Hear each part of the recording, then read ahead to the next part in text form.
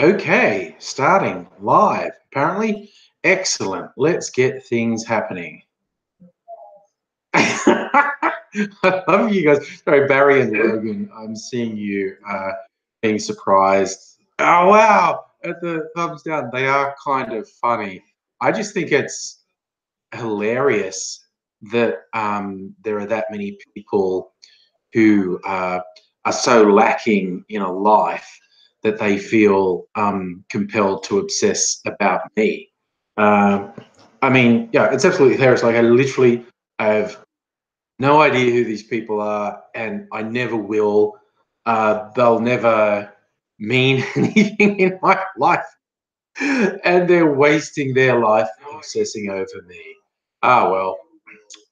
Hey, Toby and Shellformer, my CrossFitter started early. No, well, okay, marginally, like a minute or two early. But sometimes it takes a couple of minutes for everything to fire. Hello, Adele. Nice to see you. Nice to know. But Twitter, how's my shoulder? You remembered? Okay, that hurts a bit. Like, it's from where it was when it was really bad. It's about 85 to 90% better. Still kind of hurts, but I think that's just part of being old. You probably won't last the whole thing. I won't hold that against you. Oh, Logan's trying to start a custom drink brand. That's intriguing. What are you aiming at?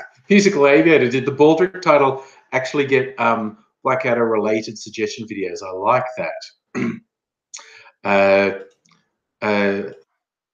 I think if I look, oh yeah, I'm I'm not actually getting black. Oh, there's a Tony Robinson one. Oh, there's a Blackadder one. Yeah, there's a couple, not a lot. I guess it's also affected by your own viewing habits, I guess. Not everyone sees the same related videos when they look at everything. Hey, Tara, how's it going? Uh, Looking for, oh, you're doing soda drinks. Okay, that's an interesting one. Uh, are you coming up with custom flavors, Logan? That's a nice one. Toby, you think I should have a drink brand? Yeah, no, uh, I've I've actually seen a few drinks with angry in the title. There's a beer I saw in the bottle shop called Angry Man Beer. I don't drink beer, so that's not really for me. Did see a cider that was called Angry Cock. It had a rooster on it. I was going to get that, and I never did. Logan, I'm not surprised that making your own soda would be a little bit tricky. So, see, Al, yes, apparently Tommy is on bail. So, Cow Stripper, oh, you got a pet? Hate the sound of ice cubes clinking. And hey, Joel, how are you going? Um, Isn't it funny how we often have sounds or even words that we just get, ooh, I don't like it. Ice cube clinking, like sometimes the noise of biting nails. There's all sorts of funny things uh, or where you sit on a leather or even vinyl lounge and you get that squeaky noise. A lot of people really don't like that. Oh, like, who made a video on this time? I don't know. Maybe it's a hangover from the last time. There's just some obsessed little saddos out there. Yes, Adele. Good old Tommy is on bail because on bail for the charge that he pled guilty to. So anyone who thinks he's not going back to jail, it's probably fully. For some reason, a judge decided on appeal that he didn't like the way the original trial ran. I don't know the exact nature of it, but the judge said something along the lines of not liking how the conviction went. So they're just going to retry him, which would probably have the same outcome. Hey, Tendai, how's it going? Oh, you're doing a business relaunch, Tara. That's going to keep you busy, I imagine. Yeah. So sing.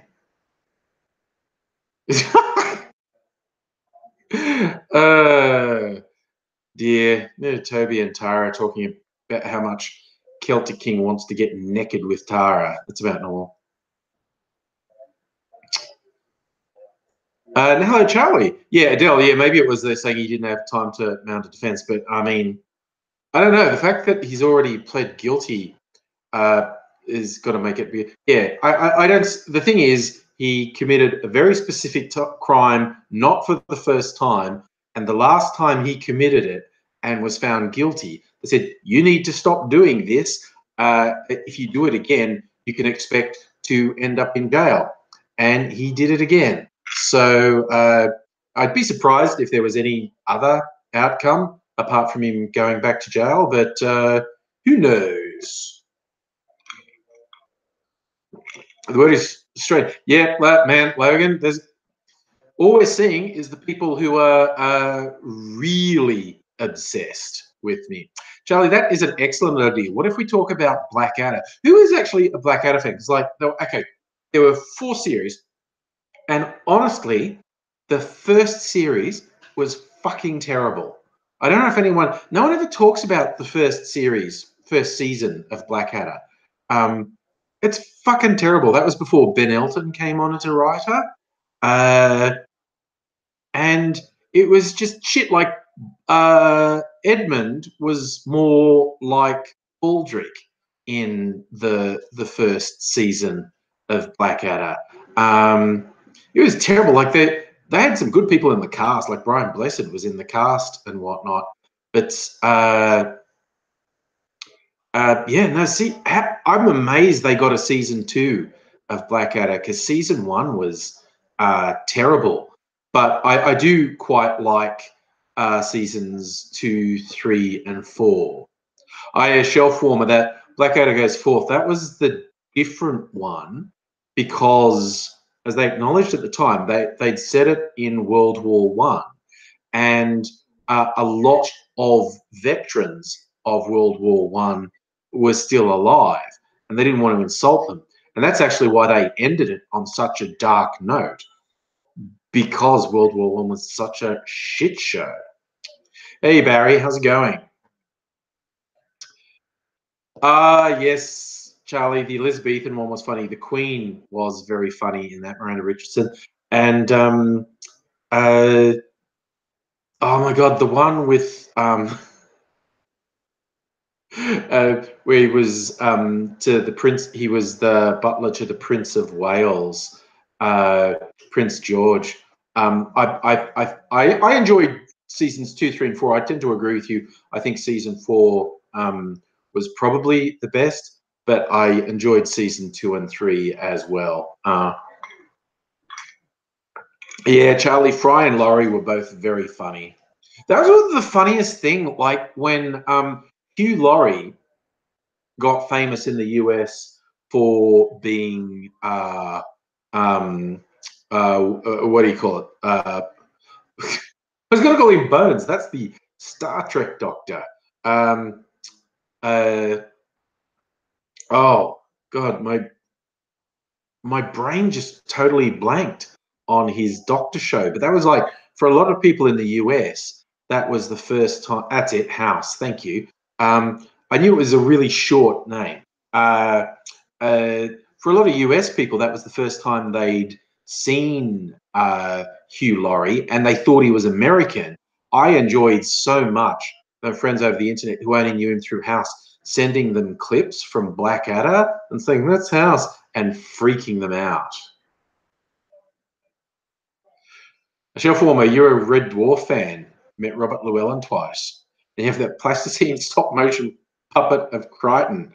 Nice. Won at an eBay auction. Excellent. Todd, no, it's Tony Robinson. This is this live stream's all about Baldrick.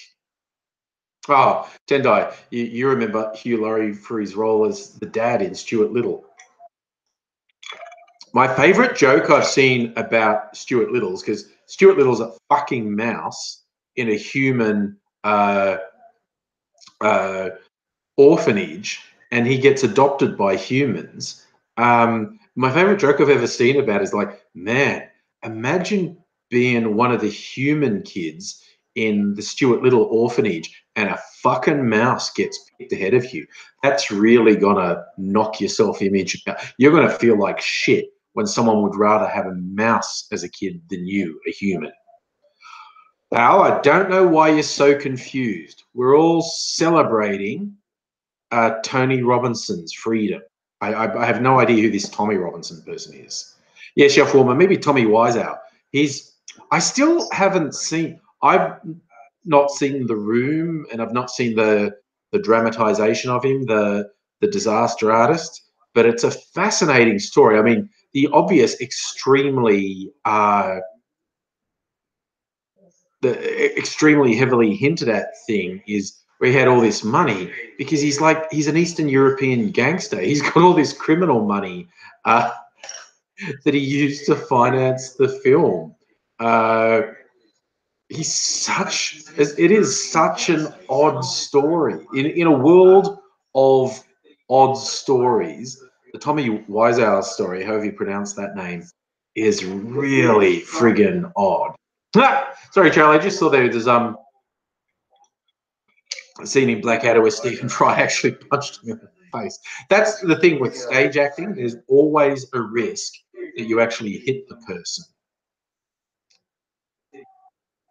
Oh, Logan, Meet the Spartans. I don't really enjoy those spoof movies. They tend to have a couple funny jokes in them, but I find never really enough to justify spending an hour and a half watching the whole movie. Oh, okay. Tara's now let us, for those who weren't here on Tuesday night, I had a recorded message from Tara that had some backmasking secret message. Here is a message to Bears Trolls who never win, we're invincible. Or, we're just not as boring as them and we don't get obsessed with that. Oh, Charlie, there's a book, The Disaster Artist. I didn't know that.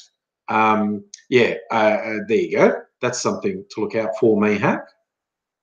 Shellformer, the new film Best Friends. What's that about? Is that Tommy Wiseau again? Tendai spoofs. Well, one of the first spoofs I remember were in the 70s, the airplane movies that made fun of the airport movies, the disaster movies with airplanes in them. In Australia, Airplane was marketed as Flying High. I don't know why altogether. But in the rest of the world, I think it was just called Airplane with an exclamation mark. And then when home video took off in the 80s, there was another wave of spoof films. I remember one called Young Doctors in Love that had some very funny moments in it. It was making fun of daytime soap operas. And of course, there were the Naked Gun films, had Leslie Nielsen in them. They weren't spoof films so much, but they had a lot of jokes about other films in them. Then, of course, famously, the Scary Movie spawned. That's another one, Charlie. Hot Shots, yes. But yeah, the Scary Movie then spawned a whole bunch of spoof movies that just reference the type of movie and dance movie or whatever, that sort of stuff. That's right, CrossFitter. O.J. Simpson was in the Naked Gun movies. Yes, we could quote the Airplane movies all the time. Surely you can't be serious. I am serious, and don't call me Shirley. Or my personal favorite, it looks like I picked the wrong day to stop sniffing glue. Lloyd Bridges is great. Oh, that's an interesting one, Tara. The film studio in Hunter Valley that has an interior of a jumbo jet for shooting films on. Ugh. Got to go, Toby. Okay. Take care of yourself. Oh, we'll hang around to see if Celtic King joins us from Brisbane. Who knows? The internet is a wild and crazy place. Anything could happen. Oh, Catherine, I saw bits of that one, movie 42. For those who've never heard of it, because it used to be Without a Trace, it was a big budget, big name spoof movie. A lot of really quite famous people in short sketches in it, and it bombs critically and commercially. I've seen bits of it, but it's just kind of fascinating for who's in it. Like really quite big name people. Because we're on the internet, I'll call up the cast list. Uh, because it's really quite surprising who's in it. Like Chadwick Boseman's in it, Harrison Ford's in it, Christopher Maloney. Who's in it? Oh, there's a bunch of people you'd recognise if you saw them, but their name's not that famous. John C. McGinley and Alan Tudyk and I think Hugh Jackman's in it briefly, if I remember rightly. He's one because there are some a lot of cameos in it. I'm almost sure um, uh, Hugh Jackman's in it, but yeah, it failed commercially and critically. Hugh Jackman's Pulse was your favourite. Okay. Oh, that's right, Logan Paul. I've seen that one as well. There was a one that crossed The Hangover with The Hunger Games, and they called it The Hangover Games. Yes. Uh,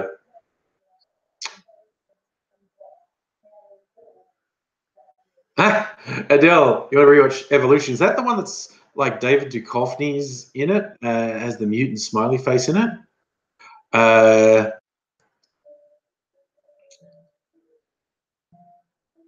do I like Tommy? We've already, yeah, no, we've had our talk about Tommy Wiseau. He's an interesting character, very strange with a secret past, and these days he seems to be very much buying into his weird mystique by The Room being a cult classic and his life being dramatized in um, uh, was it The Disaster Artist?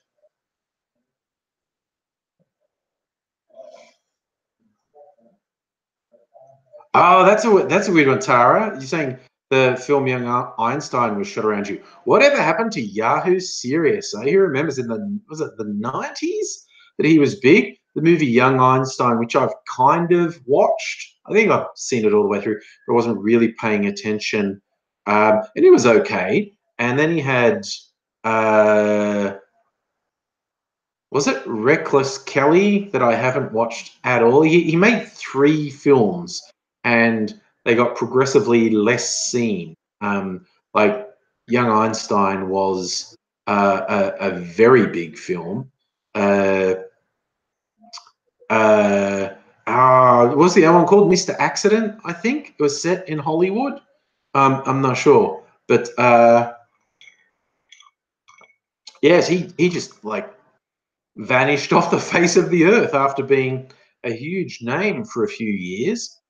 Uh, and yeah, then he just vanished off the face of the earth. Like I hope he invested the money he made from the movie wisely, so he just didn't have to work anymore, and is just bumming around on a beach somewhere. That'd be a nice ending.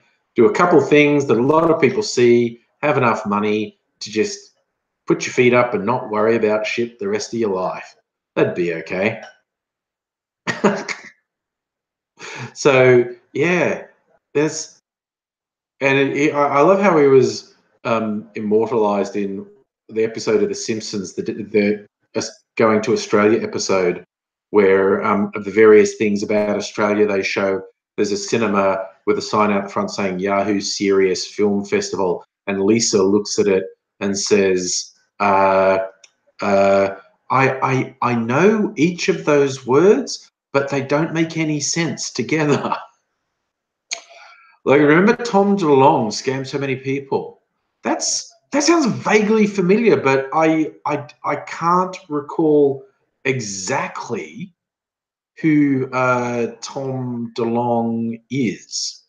If we do a Google search, he's a singer-songwriter.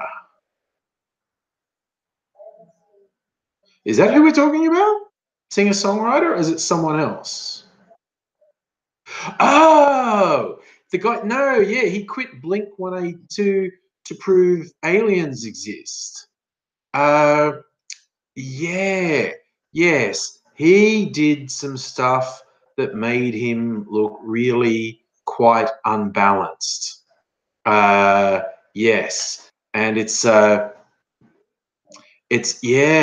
it's really hard to tell with people like that. Like, uh, are they scammers, or uh, are they actually a little bit detached from reality? Like, was it a deliberate scam, or was he so disconnected from reality that he didn't mean to rip anyone off? He was 100% serious. Al, look, okay, you keep saying it, and I will briefly just say, you must know what I think. Tommy Robinson is vile, disgusting, racist filth. Uh, he is utter garbage, and anyone who supports or defends him in the slightest is utterly despicable, worthless filth I have nothing but contempt for. Basically. And Charlie, you're right. We're talking about Baldrick anyway. Or maybe Tony Robinson's other stellar work, in what was his archaeology show? I was going to say Time Bandits, but that was a different film. I think it was just called Time Team, wasn't it? Where they dig up people's backyards in England. And of course, because England has such a long history, sometimes you can just dig up a backyard and find amazing things. So, yeah. And he tried to do Time Team in Australia. And I think they did find some interesting stuff.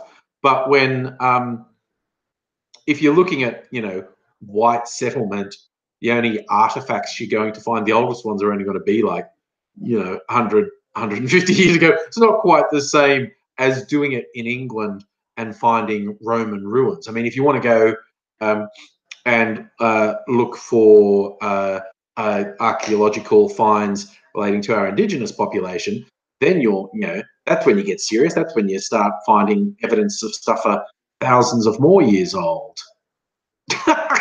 Sorry, Tara, you recorded a song called "Send in the Trolls." I feel like I could do that. About like, who knows Puddle's Pity Party? Puddle's the clown, the guy who does the clown whiteface makeup, and does sort of was he like Frank Sinatra style versions of pop songs? A lot of people call it postmodern jukebox. There's a real thing. I've seen it in a few nightclubs and burlesque clubs. People singing very much like the Vegas Frank Sinatra style versions of pop songs.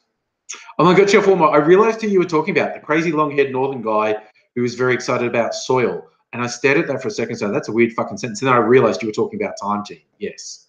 Yes. Oh, Charlie, Scrap Heap Challenge. That was a show I watched a few times. Actually, yeah, with the guy who played Crichton from Red Dwarf. Yes, I watched Scrap Heap Challenge a few times. That has some interesting stuff in it. Adele, you think around Spain they found evidence of what could be Atlantis? Well, notwithstanding the fact that Atlantis is fictional, but yes, if they found the remains of a city that's submerged, because of seismic activity or something, who knows? That could well be an inspiration for the Atlantis myths. Music Wave, isn't it rich? Are we on air? We're here at last on chat. Stream. Where are the trolls? I reckon I could do that. I could sing "Where Are the Trolls," except I can't sing. I have a terrible singing voice. It was a great boy soprano. Then my voice broke, and I never had any voice training after my voice broke. So now I have a lot of trouble singing in tune. So it would not necessarily be a particularly positive experience for anyone involved if I started singing. Charlie, you thought the Minoans were the inspiration for Atlantis. Look, maybe there are so many, with the ancient culture stuff that, like you get, parables or folk stories that are meant to explain something to you. And then some people start taking them literally. So, yeah, anything could hurt.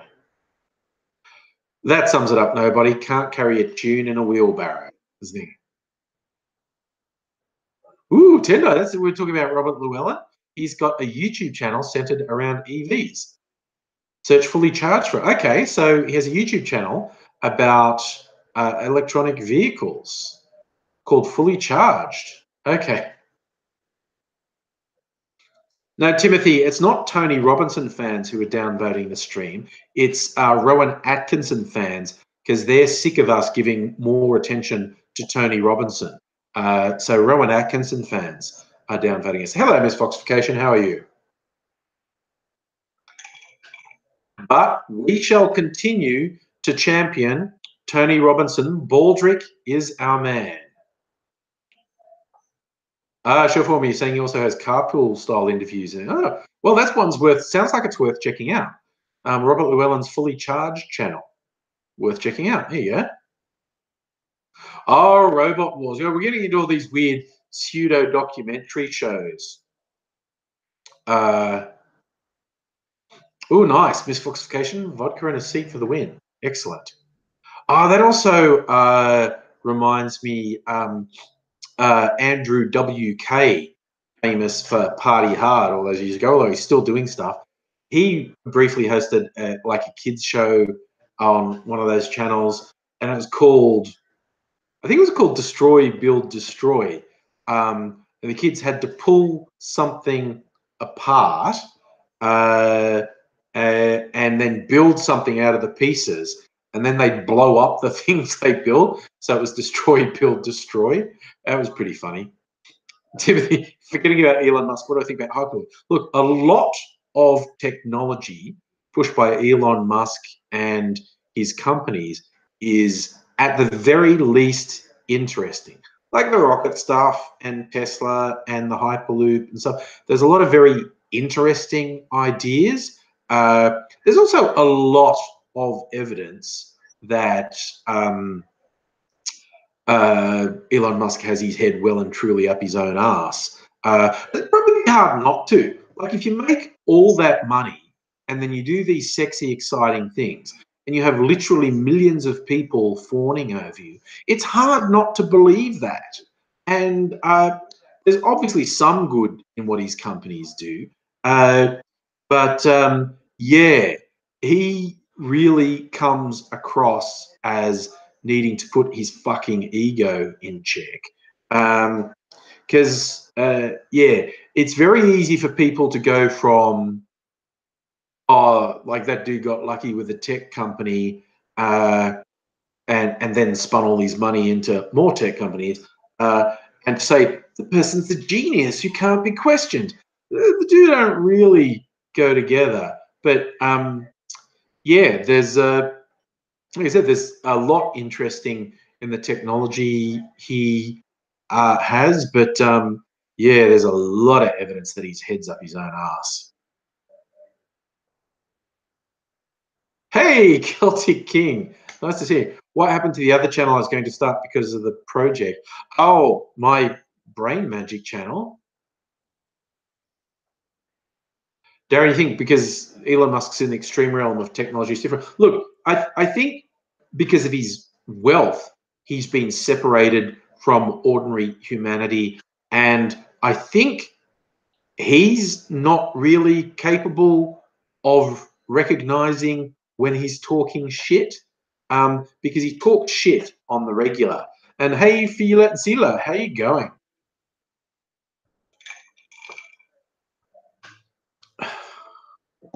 But yeah, Celtic King, I assume you were talking about when I was talking about making a channel about EFT or tapping, electronic freedom techniques. I will get back to that at some point and launch the channel. But yeah, I did record a bunch of stuff, but I've never put it online. I will try to one day.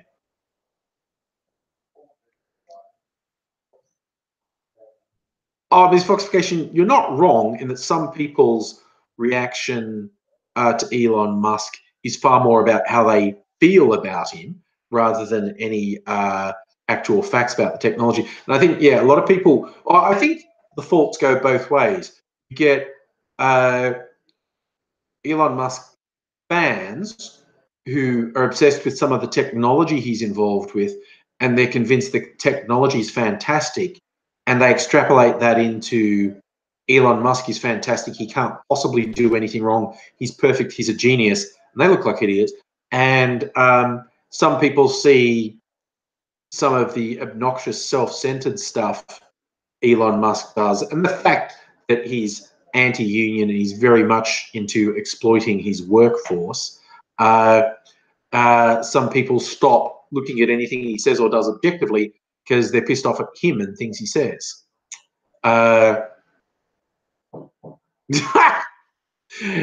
Tim Houghton, what would I think if you made a Hitler-Stalin erotic graphic novel? I think you'd make a lot of money. Quite frankly, I think that'd work out very well for you. If that's within the realms of your artistic capabilities, you should probably do it because I think you'd make a lot of money. Celtic King, you think I should start both a Pornhub channel and an ASMR channel? I'd be far more likely to start an ASMR channel. Maybe I'll compromise. Maybe I'll start an ASMR channel where I talk dirty. Who knows? I'm sure they exist, don't they? I'm sure because there are so many ASMR channels and they're so successful. I'm sure there are very sexually explicit ASMR channels. That must be a thing. Miss Foxification. Call the Hitler-Stalin erotic fiction My Führer. See, this is what we're all geniuses. Work these ideas together. We'll definitely come up with some very winning ideas. So I think, Tim, you should definitely go for that. I think you'd make a lot of money on that. So, Joel Harvey, DTube, yes. Oh my God. God, so many people going about DTube will be the next big thing. That's not true. For those who don't know, I'm sure we've all seen people talking about the blockchain, and your understanding of it might be anywhere from I have no idea what they're talking about to I understand thoroughly. It is a very interesting technology. It has a lot of potential. It could do amazing things. It could really open doors for creators, artists, musicians to make revenue directly from their work. But yeah, I think a lot of people who talked up DTube have stars in their eyes and they're not thinking completely straight. Dr. King, do I still use my Vimeo channel? You just reminded me I have a Vimeo channel. I forgot I set some stuff up on Vimeo. So theoretically, I still have a Vimeo channel because I never should have. Let me look. Let's see what I mustn't have put anything on it for years. What would I see if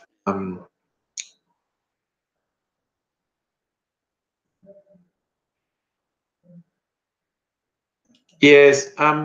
See, Vimeo. Oh, for fuck's sake! No, it's trying to make me log in. Fuck that. It's like I feel like whoever's running Vimeo now is like it's like a '90s website. It's forcing you to um, sign in, and it's like no, we learned in the '90s that's how to stop people from joining your website. If they have to create an account just to be on the website, they're not going to do it. So um, Vimeo, I mean, it's still around. I don't know if they're making money or not. Uh, but Vimeo's structure has always been such that it can't possibly grow to be like YouTube because it's so tied to how much the creators pay and all the constraints they put on it. It can't possibly grow to be like YouTube. That's its design. By design, it can't possibly grow to be that big. It's always going to be niche. And maybe they can sustain their business that way. Maybe they've worked it out. Maybe they are sustaining their business as a niche website. But the way they've designed it, it cannot possibly be anything other than a niche site. Yeah, Logan, saying YouTube's going to die. I've been on YouTube for over a decade, and every single year I've been on it, people have gone, YouTube's going to die. Hasn't happened yet. Nothing lasts forever. Uh, but all I'm saying is that literally every year there's been something that people have latched onto and gone, this will be the death of YouTube. Or they'll point to another site and say, this site's going to kill YouTube. YouTube hasn't died. And the dozens and dozens of sites that have tried to challenge it have disappeared without a trace. Now, okay, if Facebook stopped being such colossal assholes, Facebook could damage YouTube really badly. If Facebook punished the pages that stole people's contents and rewarded the actual creators of content, then Facebook could damage YouTube really badly. Logan Paul, what about Amazon? What is Amazon doing that is in the slightest competition for YouTube? That's a genuine question. Are they doing anything? I'm unaware of it. To be honest, Daddy of Five. I never really knew anything about that except the guy fucked up somehow. And they what? So they tried to start a new channel, and then there was a backlash against that. So YouTube deleted that. I don't know. I just remember that guy fucked up.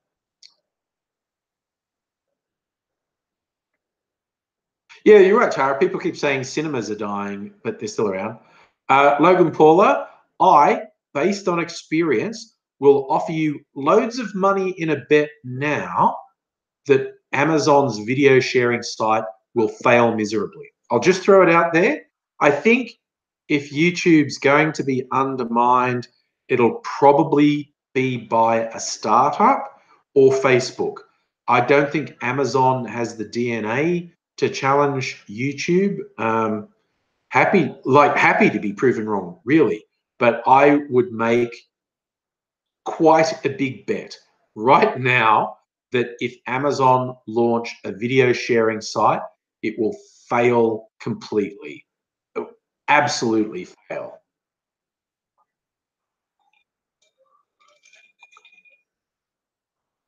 Um,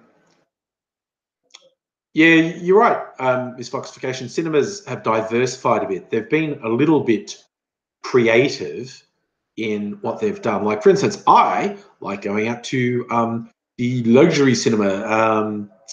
The village cinemas call it gold class, and that's what I have locally. So that's what I go to. On date night with Mrs. Angry, a small number of seats in big plush seats, and you get really nice food, and you can have drinks. It's like date night. I quite like that. Uh, and yeah, they specialize. They try and make better sound, better screens. So it's an experience going to the cinemas. They still should stop ripping us off with all the chips and lollies that they sell. But anyway, see, that's a bold bet. I'll back you on that. Wikipedia's going to fail, and Carter's coming back. Definitely. Exactly, Miss Foxification. Pizza and a drink while watching a movie. That's good. Celtic King. Has AZ been in prison? He's been arrested. He's spent time in lockup, but he's never gone to prison. So, yeah, he's been arrested a few times. He's spent a bit of time in the back of paddy wagons and a bit of time in lockup, but not prison as such, not as an inmate anyway. So, no. Yes, he certainly had a few misadventures in his life and colourful episodes coming into conflict with the forces of law and order, but he's not actually done prison time. Oh my God, RC drive-ins. There's still one or two operating drive-ins in Melbourne. One of them does this thing with food trucks, so hipster night out, I guess. Go to the drive-in and they have a bunch of food trucks there. So, but yeah, drive-ins. Honestly, drive-ins are such a low quality experience. Like you get low quality sound and low quality picture basically with drive-ins.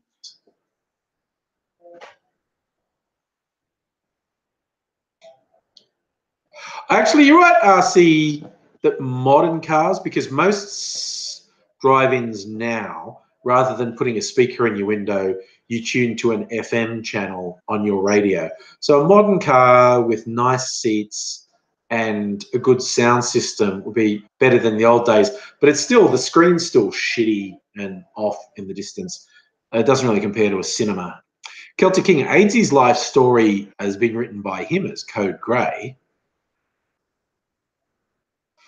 Timothy, should do a get together, a movie date night with everyone. Well, I do meetups. In fact, having a meetup this weekend. But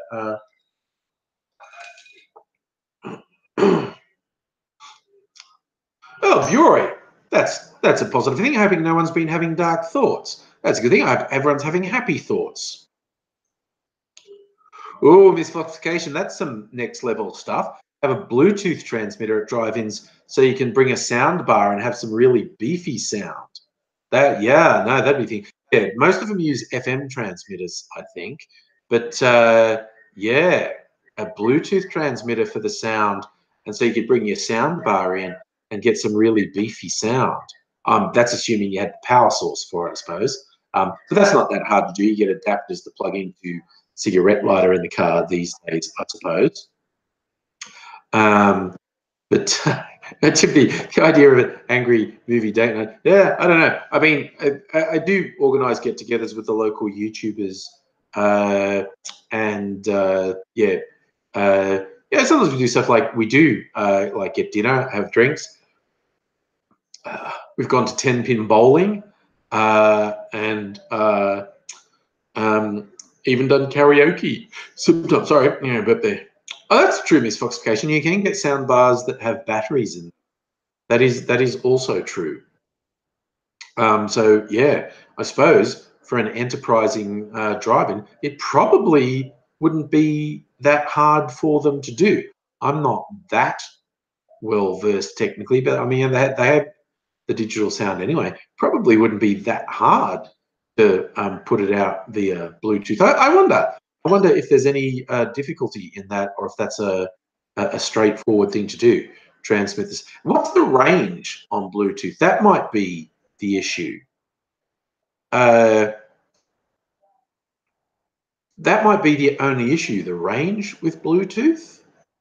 That could be a technical challenge. Again, someone who understands the technology better than me might be able to do it.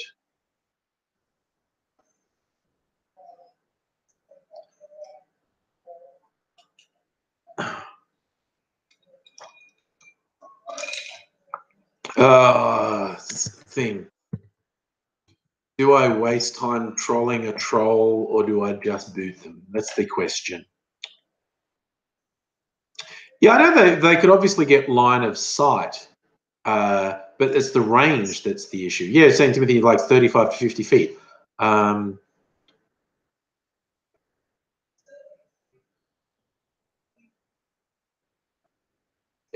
guess because the way the drive-ins used to work, there was these posts that had the speakers on them.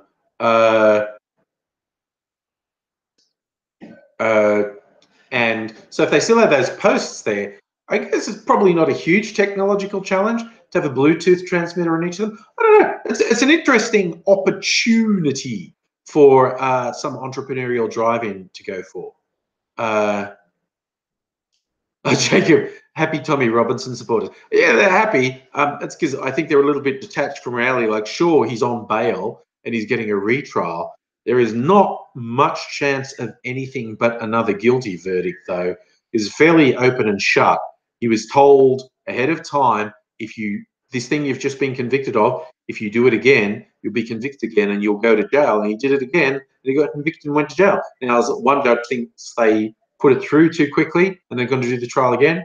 And his supporters are seeing that as some sort of fucking victory.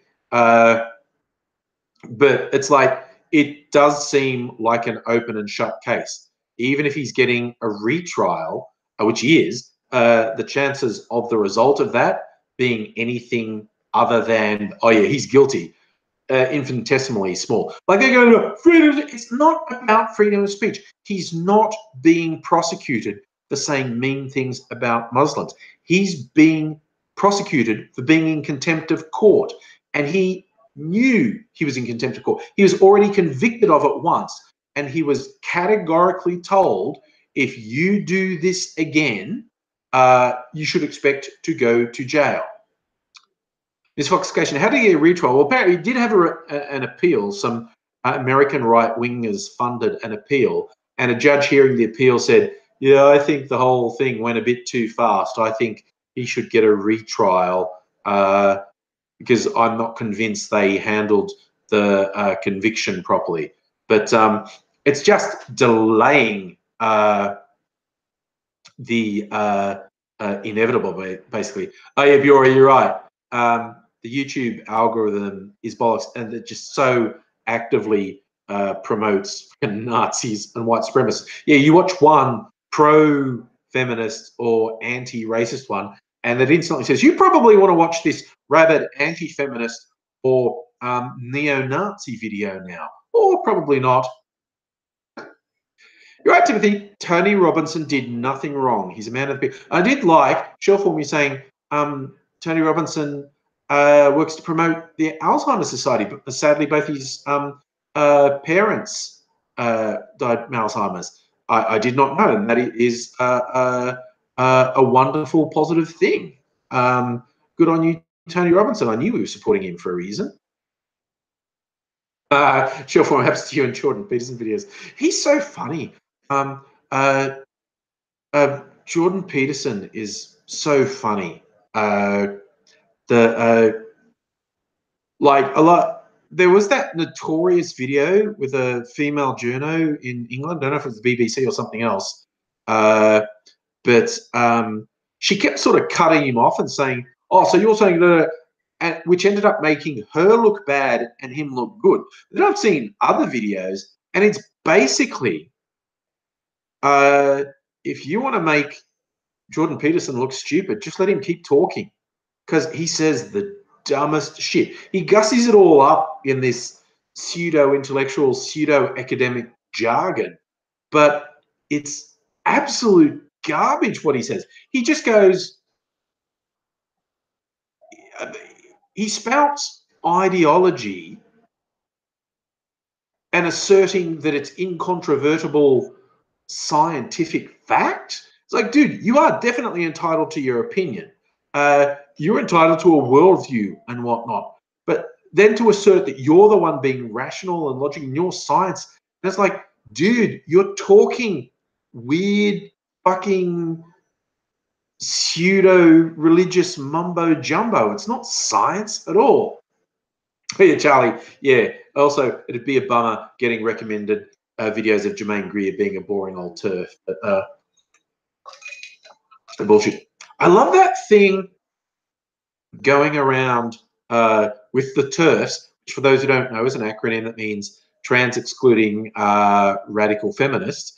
And this is, they self-identify. They call themselves radical feminists. You know, they don't make any concessions, and they refuse to acknowledge trans women in their feminism. They say, no, that's awful misogyny. They're just men playing dress-ups. And so the acronym is literally descriptive. They're trans exclusionary radical feminists. But they've started this thing, TERF is a slur. And I go, well, TERF's a slur like racist piece of shit is a slur. It's like, it's describing what you are. If you think it's a negative, and it is, fucking stop being that, quite honestly. Jacob, if I met anyone dumber than Tommy Robinson supporters, I did like, there was some hilarious videos a couple years ago with Tommy Robinson's mob, the EDL and whatnot, and the people at their rallies who couldn't actually articulate what it is they were angry about. They just mumble word salads about the foreigners and the infidels and the Muslimics, and it was like, man, I'm not saying everyone in that group is a fucking moron, but that group seriously attracts fucking morons. It's, yeah, not saying they're all morons, they're just super popular with morons.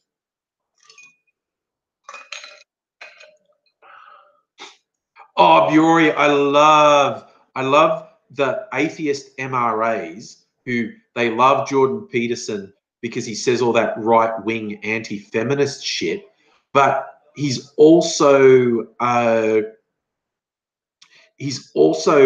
saying atheism is bullshit and dumb, and he's shitting all over atheists, and they try and force down like, I'll pretend he's not saying all this ridiculous religious mumbo jumbo because he's saying anti-feminist stuff, and that's all I want to hear.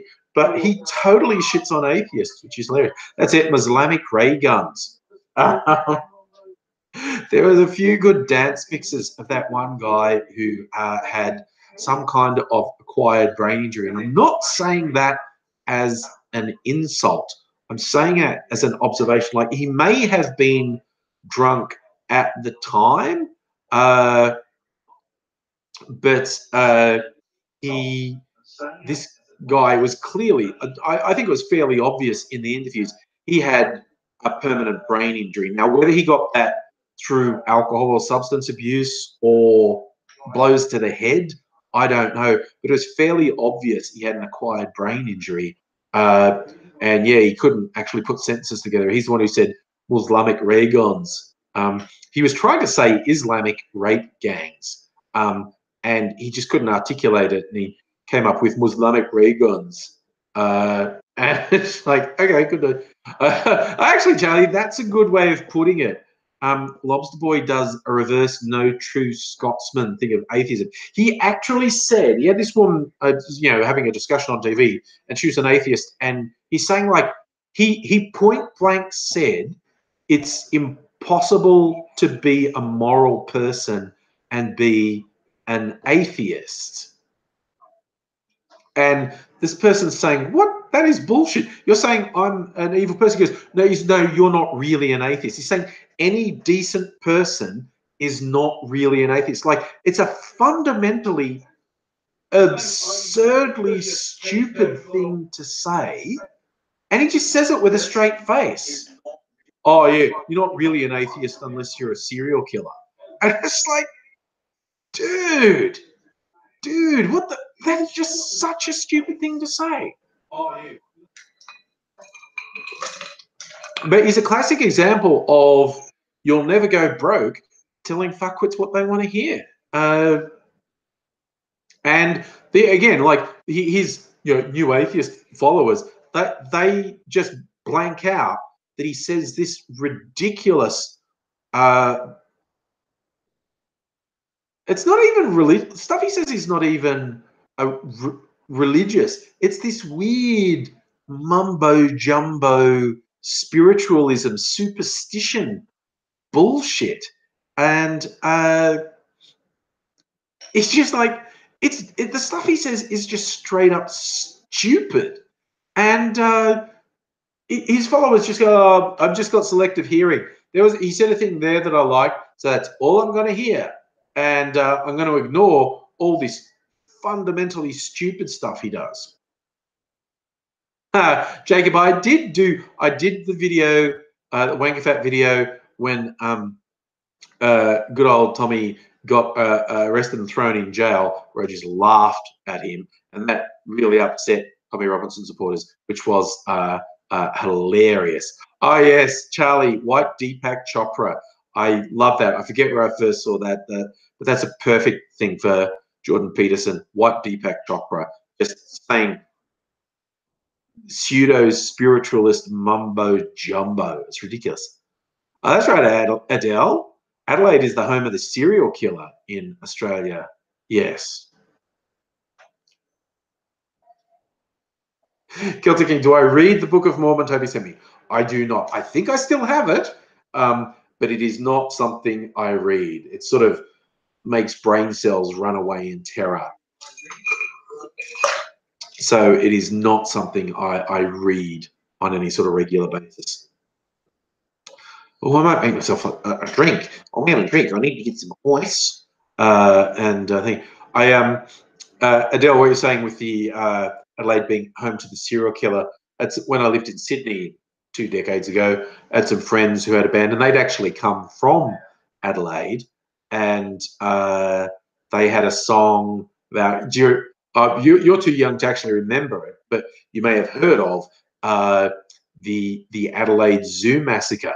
Some sick freaks broke into the Adelaide Zoo at night and just killed a bunch of the animals. And the rumor was that they sexually interfered with the animals as well. But yeah, anyone who could do that, break into a zoo and just kill a bunch of animals, has some serious fucked up serial killer shit going on in their head. But yeah, there was a whole bunch. There was a basically unsolved series of killings, and there was a rumor, people calling it the family, that it was a really connected group of people, and this is like leaders of society, politicians, judges, lawyers, who were kidnapping homeless people and young people living on the streets and junkies and whatnot, and fucking killing them. And that was nothing new. Celtic King, I got an email today that said I had mail, so I will check the mailbox on the weekend. So that might be the books you ordered me from America, which is always very special when those religious groups send me books. It's quite nice. They must have really pegged me, as so many things have been sent to me. They must really think they're on a winner with me. Ha! Adele, you weirded someone out making a body in barrels joke because they weren't from there and didn't know. For those who don't know, that was a town in South Australia called Snowtown, where a bunch of, this was so weird, it was so low rent, a bunch of people got murdered, and the people who killed them put their bodies in like 44-gallon drums, like with acid or something they thought would dissolve the bodies, but they sealed the barrels and put them in a bank vault, and they thought the bodies would dissolve, but because they sealed the barrels, oxygen wasn't getting in, which is needed for the reaction. So the bodies really didn't decompose much at all, and they eventually got found. And the reason they killed them was for their fucking gold checks. It was, they murdered a bunch of people for such a small amount of money. It's bizarre. It is absolutely bizarre why people would kill someone. Anyway.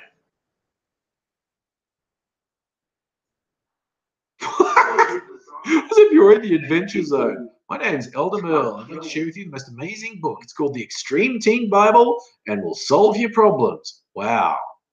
Wow, wow, wow. Okay. Miss Foxification, I think you're right. If you sign up for Scientology books, they'll never let you go. Yeah. Oh, yeah, Celtic King. They used the wrong. I said they knew nothing. They just assumed that, immerse the bodies in acid and they'll get dissolved, and they didn't know anything about the properties of the acid they used. So when they sealed the barrels, that ensured the bodies never decomposed and were basically preserved, and they all got busted. And like I said, it was for fucking doll checks. It was for a few $1,000s. They murdered a bunch of people for a few $1,000s.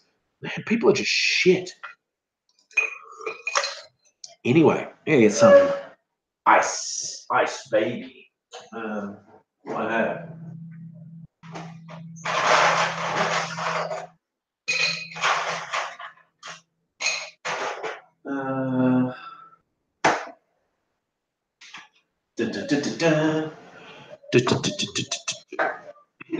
Six. Wait, what am I doing? I want.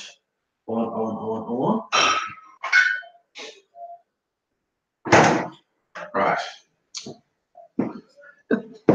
Oh, the thing I was hoping that got stuck in my head from an old Vlogbrothers video where they're talking about how their most viewed videos are not particularly their favorite ones. They prefer the ones where they're, well, yeah, for want of a better word, a bit more intimate with their fan base. And those videos don't, like, got about a quarter of the views of some of their other ones.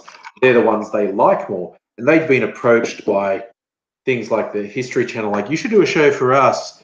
Like this really popular video you did. Thanks for saying you like them nice and fat, Celtic King. Yeah, that's certainly me. So they basically joked that the History Channel wanted them to do a show that was just Hitler and sex. Which I said, is fun to talk about occasionally, but they don't want it to be their life. To just always be talking about Hitler and sex. Hitler and giraffe sex. Logan, have I seen the Burger King ad about the gender wage gap? I have not. No, what do they do in that? So, Bureau, the Adventure Zone is a podcast. Ah, okay. So that's the thing. I don't listen to or watch podcasts. I know some podcasts are viewing. Just the thing, I've never got into podcasts. And I know that makes me a little bit of an oddity. I know it makes me a bit of an oddity.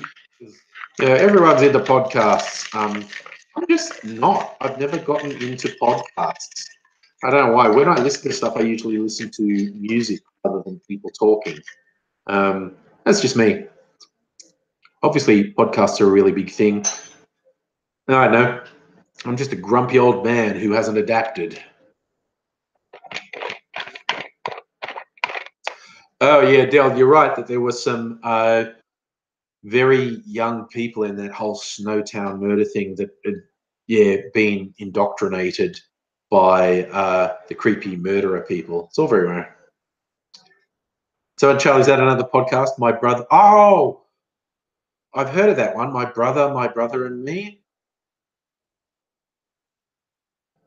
Yeah, Del, like you said, you like podcasts while doing data entry. And like I listen to music. Obviously, I could listen to podcasts. I've just never got into it. There's lots of people who I like who make podcasts. Like, if I was going to get into one, I'd probably get into Blind Boy from the Rubber Bandits. He's an incredibly interesting guy, I think. So I even downloaded a couple of his podcasts, but I haven't listened to them. I listen to the radio on the way to and from work. Like you said, well, I should listen to podcasts on the way to and from work. And yeah, maybe I should, but I don't know. I'm a creature of habit, I guess. Oh, Logan Paul, he's saying Burger King did a whole thing about the pay gap, and they call it the pink tax. Oh, I might watch that. Yeah. Jacob White, I feel like I've heard of Mundane Matt. He's a Bernie supporter. He's currently trying to pander to the far right. Seems like a lost soul who needs help. I feel like I've heard that name, Mundane Matt. Yeah, but a whole bunch of fucking Bernie bros ended up being mad Trump supporters. They're just narcissists, a lot of them. Ha! Adele, you want to sing along too much to music? I normally have the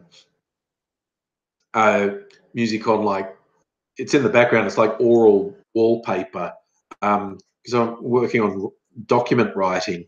I think for a spoken word thing, I would have trouble listening to spoken word things and doing my work, whereas music I can just sort of have in the background. Oh, Chef Warmer, if Monday Matt was a gamer-gator, fuck him.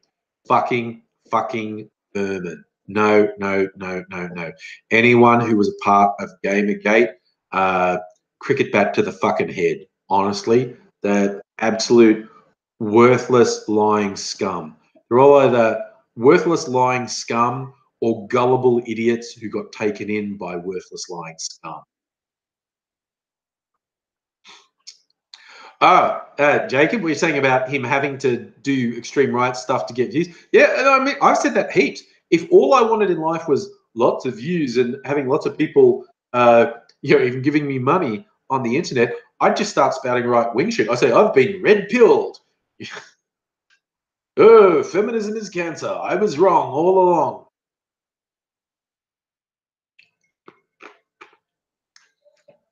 Celtic King, what was Gamergate? It was a couple of years ago. It was a bunch of psychopathically rabid anti-feminists who decided social justice warriors are ruining gaming. Oh, and it's all being controlled by these people. And it literally started some really unbalanced psychopathic prick trying to get revenge on his ex-girlfriend. He made up a whole bunch of lies saying, oh, she slept away into getting that game made, blah, blah, blah, blah, blah. And it just turned into a bandwagon, and it became this hideous, festering, cancerous kludge of misogynist scumbags. And this is the alt-right basically comes out of Gamergate. It's just utter filth. Like I said, and there's a lot of people who said, "Oh, Gamergate's saying so good." People who consider, "Oh, I'm not sexist. I'm not a racist." Like, dude, you're actively denying the core of what Gamergate is. You're a fucking collaborator. I was like, it didn't fucking work at Nuremberg to say, well, I wasn't actually in the Nazi party. I was just working with them and promoting their views. But I wasn't a Nazi. Didn't actually work as a defense. And it shouldn't. When you're a fucking collaborator, you're a fucking collaborator. Gamergate is absolutely exactly intoxication. They threaten people, harass families, try to get people fired. The key targets of Gamergate had to move multiple times because of the harassment, but utter scumbags. And all the worst of the current crop of neo-Nazis, alt-right, racist, misogynists, it all came out of Gamergate. It's like absolutely fucking vile. And like I said, the people who deny that that's what Gamergate was, they're somewhere on the spectrum to evil, lying scumfuck through to gullible fucking moron who's being used by evil, lying scumfucks. There is no defense. Dirk, menus, so many things, as per usual. We're centered on our worship of Baldrick, but covering a lot of topics. Yeah, see, Bjori, a lot of the people, when just read in abstract a lot of the things the Gamergate crew say. You look at it and go, oh, well, that seems legitimate, but their motivation was evil as fuck, and they were lying the entire time. I see. That's it, Jacob. That's the core lie of Gamergate. It's about ethical journalism in gaming. Because they're saying like, oh, the gaming sites have either been paid off by the big companies, and honestly, they definitely would have been paid off, or they're like, the only reason there's ever anything positive about these females is because they had sex with the guys on the site. And like I said, it literally was started by a guy who was getting revenge against his ex-girlfriend. It's blatant fucking lies. It's sick, disease harassment.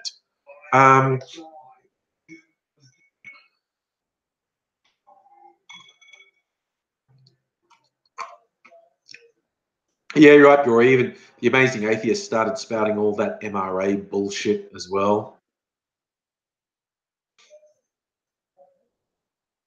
Yeah, you're right, Charlie.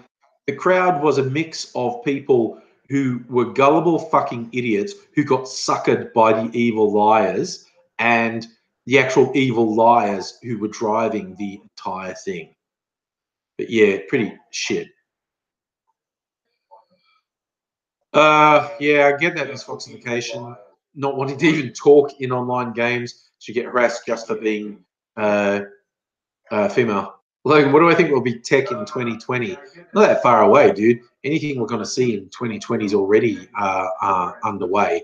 If you're my prediction, I do think, although it's had a lot of stop starts, I do think one of the big things of the next decade will be augmented reality.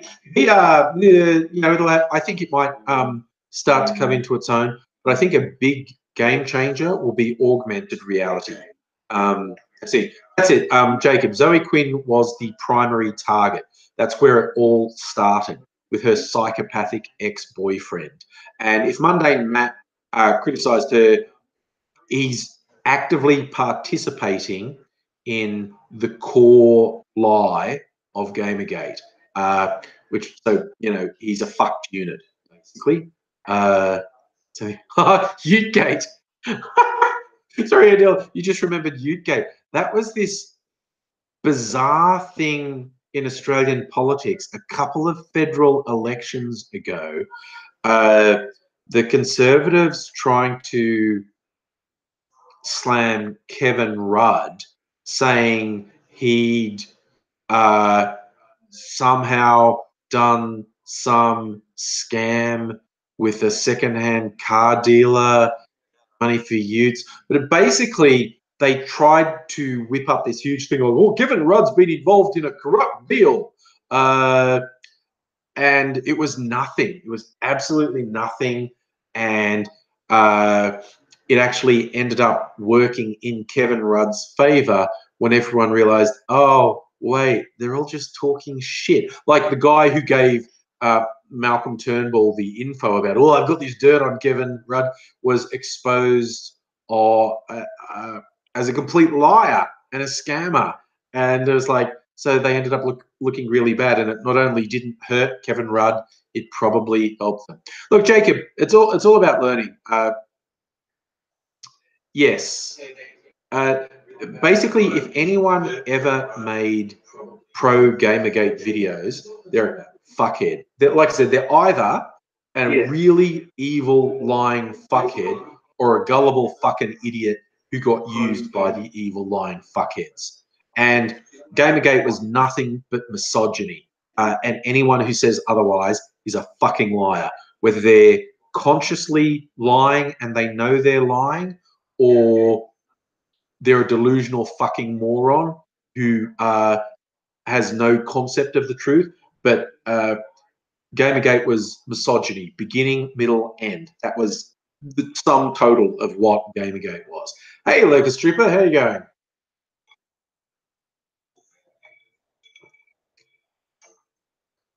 Logan, that's a nice thought. Life in 2050 will be better. That's positive. A lot of people do not have a very positive long-term view. I'm glad you do. Positive. We've got to be positive about what's coming. Kelly, you felt sorry for Rod when he got mocked for saying colloquialisms. I have to admit, I was one of the people who mocked him. Like when he tried to Oz it up, oh, fear suck of the sauce bottle. It's like, dude, you do not talk like that, okay? Stop trying to be an everyman. It's not you, okay? I would also mock Kevin Rudd when he tried to be super Aussie because look, Jacob, you got the Gamergate crowd, the Tommy Robinson crowd, the alt-right, the neo-Nazis. The Venn diagram of all those groups is incredibly close to just being a circle. There are some people who aren't completely on all things, but the crossover in those groups is so massive. They're almost just all in the same circle.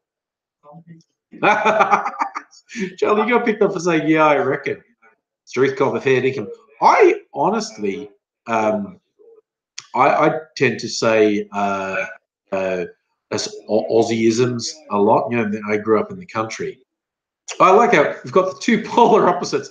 2050 will either be like amazing tech, artificial intelligence plus the singularity, or like Mad Max. It's going to say, yeah, Fury Road. We'll be driving down the Fury Road. Oh, we want rain. Where do you live again, Tendo? I know you've said heaps of times. I have to keep tracking where people live. I do. I think actually you hit the nail on the head. Trying to extrapolate out in 50 years what technology will be is an absolute mugs game because technology changes so fast. The idea of being able to accurately predict 50 years into the future is borderline impossible. That's right. Okay, Tendo, you're running. Oh, yeah, and you've been having a really hot summer. Well, Logan, you're in for the singularity, rapture of the nerds. Means slightly different things to slightly different people.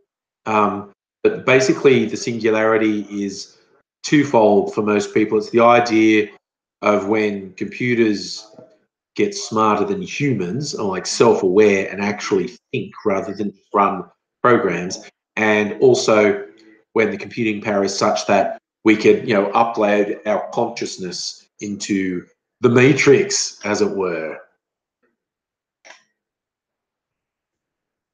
Was that Locust Troop? Have I heard of Turnbull's evil policy? Oh, right.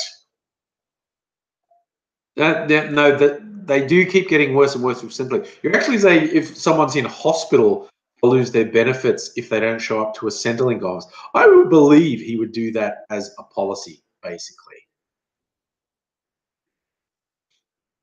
Shelf warmer. See, there was a Russia 2040 video, future cities, downloading our minds into robots and stuff. Look, it's just like people have been very bad about predicting the specifics of technology changes. Mind you, I've seen some stuff from the early 20th century where they have basically quite accurately predicted mobile phones. Not an actual little handheld device at all, but basically mobile communication. And they had their funny steampunky version of it and whatever. But in practical terms, they predicted mobile phones quite accurately. Not the specific tech, but the actual capability of mobile communications was predicted fairly well. But yeah, the specifics are very hard to predict.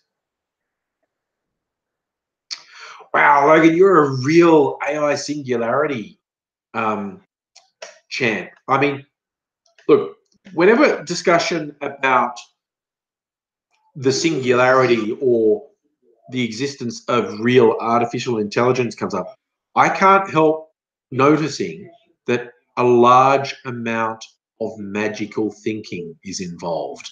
People go, oh, and then this will happen, and this will happen, and then the underpants gnomes will appear, and then the singularity and true artificial intelligence, and there's a gap because they don't know how it's going to get there.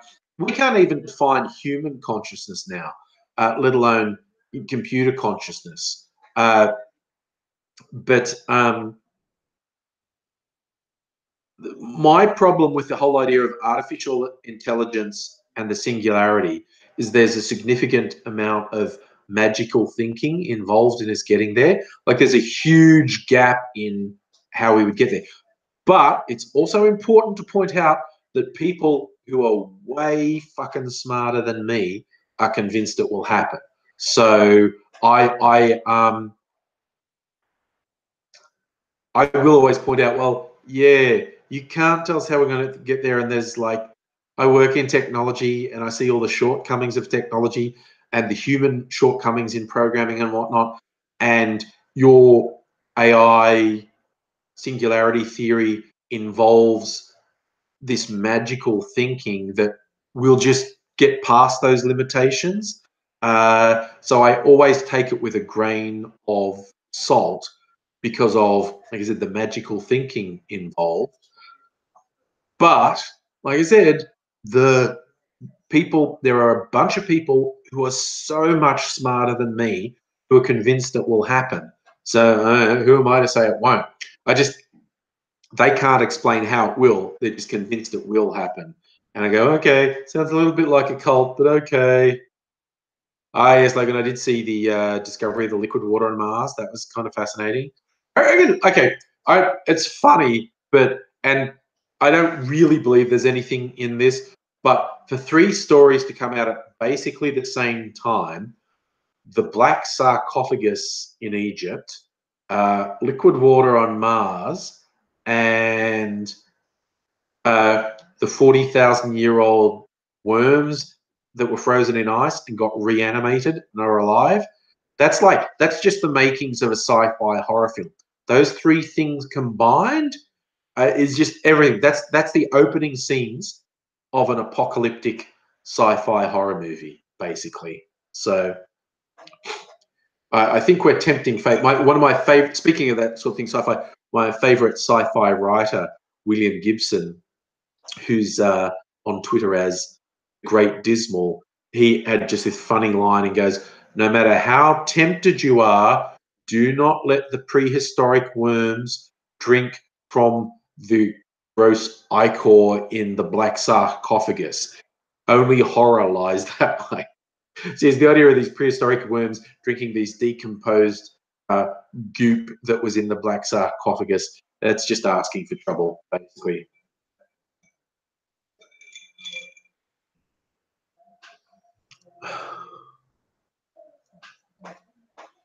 So, like you say, the moon was like Earth a billion years ago when they announced Mars had liquid water. Some of the theories are that a very long time ago, the moon actually collided with the Earth. But yes, yeah, Adele, right? It's like all this stuff of opening black sarcophaguses and reanimating prehistoric worms and stuff. It's like alien. Like I said, it is sci-fi horror stuff. Yes, Miss Fox, the liquid apparently was sewage that seeped into the sarcophagus. There were remains, I think, 4 skeletal remains in the sarcophagus, and this goop had seeped into the sarcophagus over the years. That's another one, form of the thing. It's just basically all every time you see these things, scientists think they could actually recreate a prehistoric creature from the DNA. Look, we have a whole bunch of movies telling us why this is a bad idea. Okay, what are you thinking? It's like autonomous weapons, whether you want to call them robots, war machines, whatever. And sometimes the people who make them don't really think it through. Like, it's like they're literally going, "Oh, we should have autonomous robots that kill people." What could possibly go wrong with that? And there was one that was developed that was kind of, it was like a robot tank. Like it wasn't a humanoid robot. It was a robot vehicle, a war vehicle, and it was designed to run on biofuel. And the idea was, you had guns and stuff, and it could fuel itself. Like it had a scoop, like a tractor. It could scoop up biomaterial to fuel itself. And it's like, right, it's not a battlefield. What is biomaterial on a battlefield? Humans. So we're inventing a killing robot that would consume the people it killed. That sounds like a great idea. And they even invented an acronym for it that was EATER.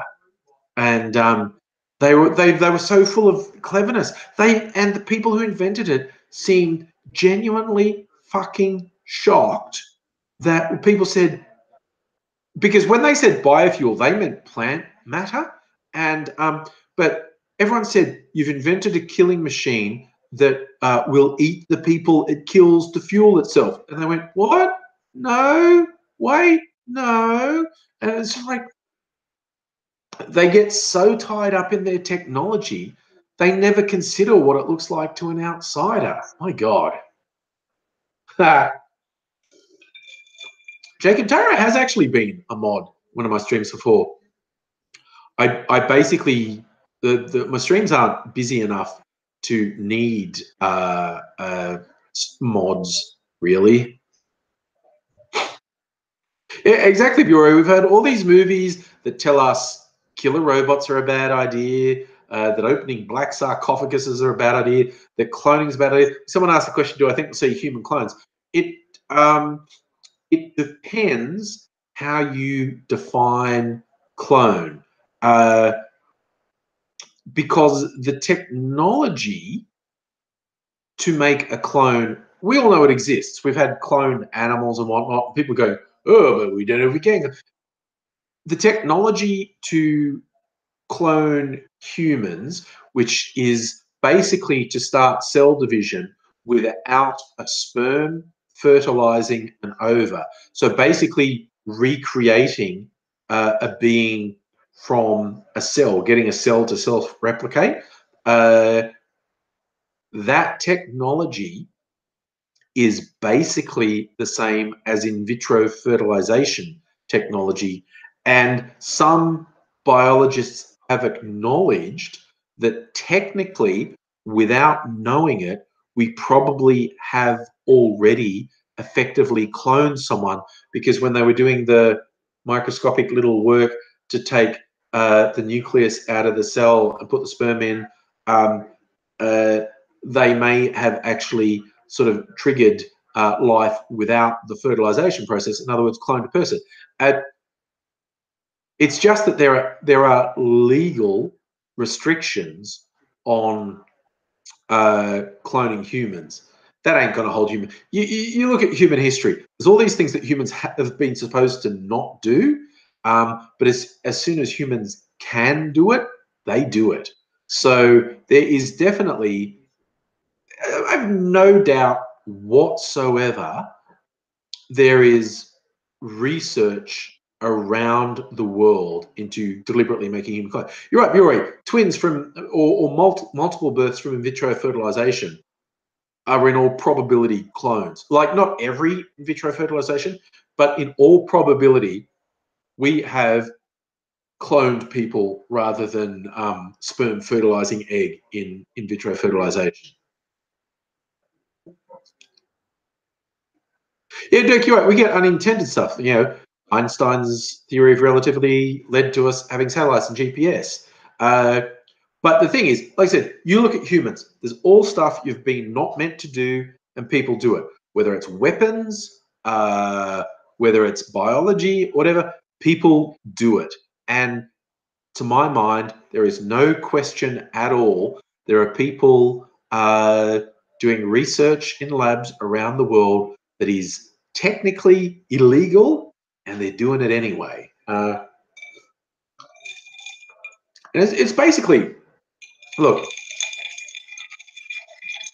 the rich want to live forever.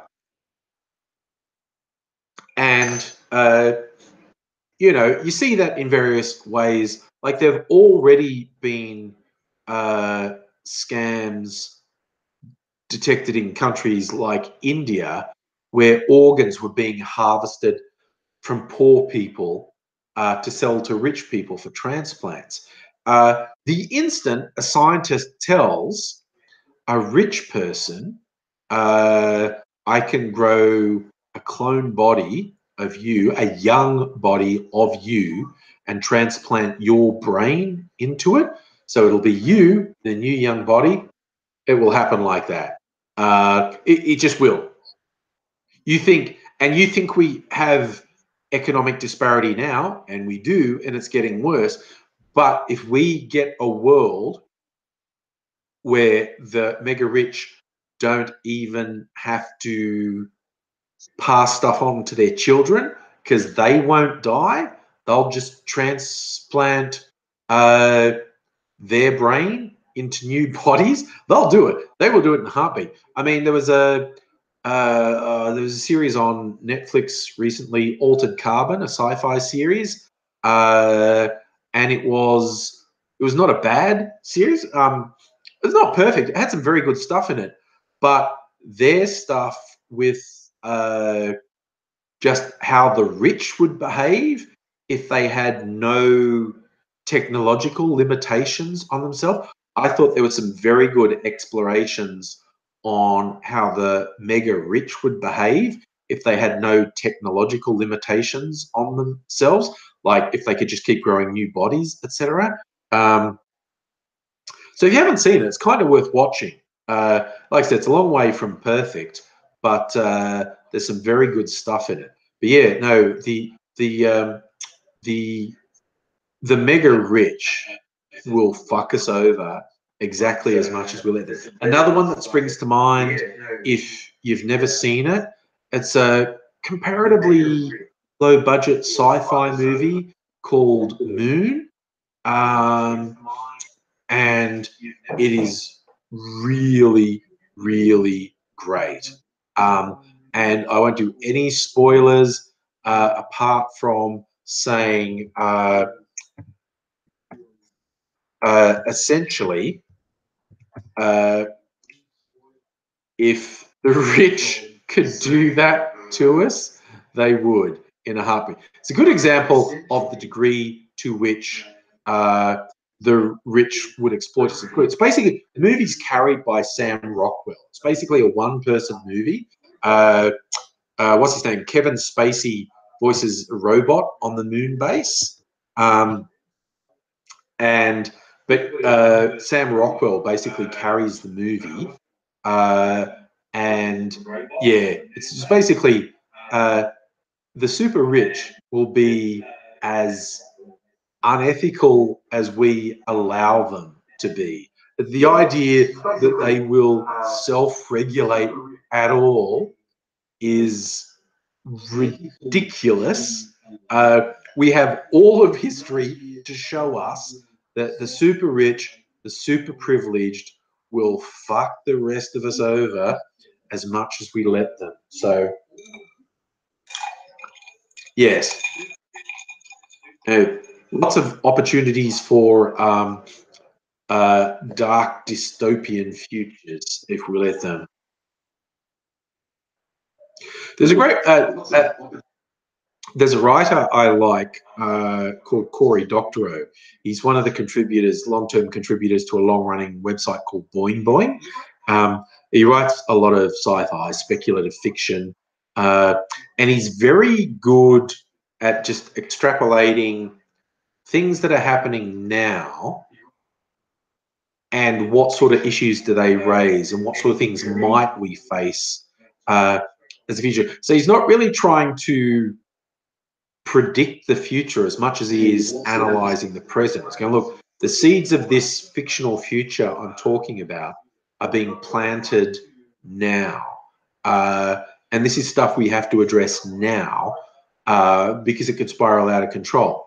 And he had one, I think it might have been his first novel. I'm not sure. It's called Down and Out in the Magic Kingdom, and it's this post-scarcity future where it's basically like you like this, Logan. It's like a singularity future. Basically, it's like replicator technology has been perfected. So there is no shortage of anything because anything can be replicated, including bodies. So uh, no one's poor. We don't need money. Anything's replicated, and including your own body. And the Magic Kingdom is in fact Disneyland. These people are working there, and it's all the infighting that happens in the different groups that are trying to do things at Disneyland. At one point, a guy in it gets killed, and this is all part of the subterfuge that's happening between these different work groups. And when his consciousness gets downloaded into a new body, uh, and someone's going, "Oh, we've got to find out who's behind this," he says, "Don't get worked up. It's not that serious. All they did was kill me." It's like, because being killed is a minor inconvenience because people back up their consciousness on a daily basis. So if you got killed, you just restore from your last backup. And it's as simple as that. But yes, misfoxification, I did see surrogates. In fact, I saw it again not that long ago. Bruce Willis is in it.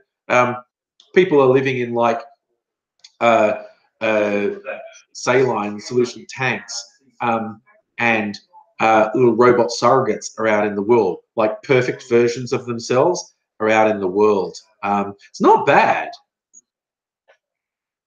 Yeah, it's a Bruce Willis movie. If you get the chance to see it, like it's not like an absolutely legendary film or anything, but it's entertaining and has some interesting stuff in it.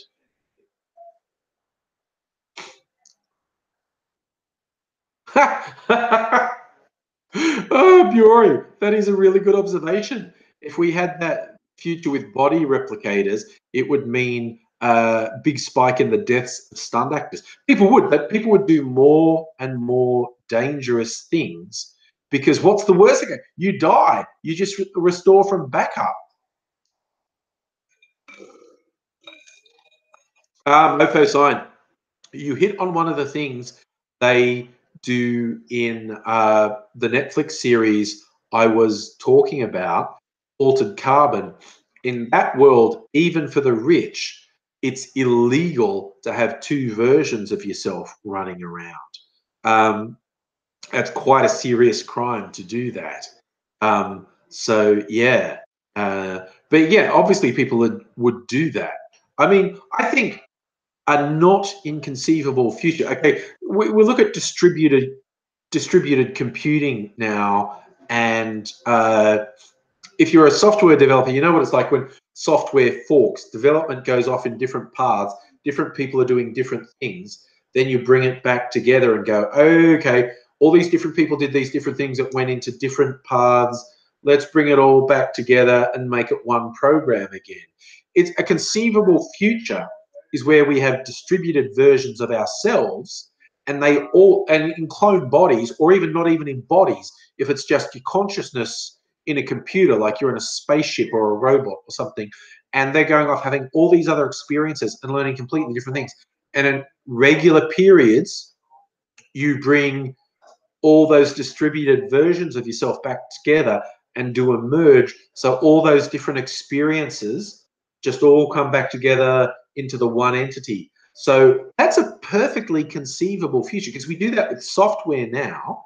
You get forking software, different developers take it off in different directions, and then you do a merge and bring it all back into one program. It's a perfectly conceivable future that we would have distributed experiences. We'd have our consciousness in multiple bodies or vessels or devices and go out there, and we periodically bring them all together to merge back. So we then are one entity who's had all those experiences and then do it again.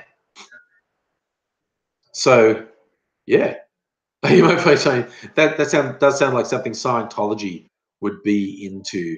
It's a real breakthrough area for Scientology.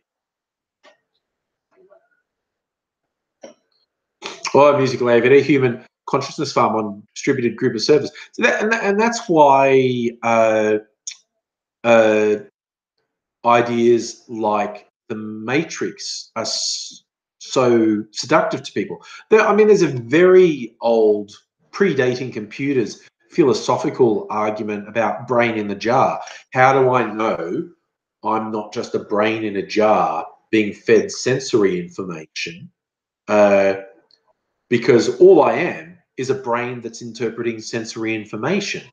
And we know that there are about 1 million reasons that your brain could be interpreting sensory information wrongly or differently to how everyone else interprets it. So how do I know I'm not just a brain in a jar with wires sticking into it being fed sensory information? Because the brain's just a bunch of electronic and chemical impulses. So how do we know we're not just a brain with electrodes in it being fed sensory information that we're interpreting?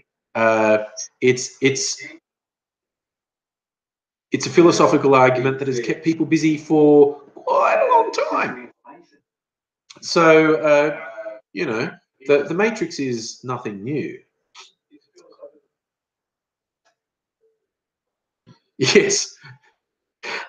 Yes, Joel, our brain in a jar makes us a jarhead. I mean, there's an all-time classic science fiction short story by Harlan Ellison, and even the name of it is fantastic. The name of the story is I Have No Mouth, But I Must Scream, which is a fucking great name for a story. But it's basically a post-apocalyptic story. It's like humanity has basically wiped itself out in a nuclear war or a biological war. There were a few survivors, but an artificial intelligence has survived. And the AI is super fucking angry at the humans for fucking everything up. And it's got about 5 humans left alive, and it tortures them because it's so fucking angry that the humans fucked everything up. Harlan Ellison, yes, and he did die quite recently. You're right, Chef Warmer, R.I.P. Harlan. Harlan Ellison was a messed up guy, really messed up stuff. But yeah, one of his all-time classics was called I Have No Mouth and I Must Scream. So yeah, the quest of the humans in this story is to die because the AI keeps torturing them, because the AI is super pissed off that humans basically destroyed the world. And it won't let them die. It keeps them alive because it wants them to suffer. So yeah.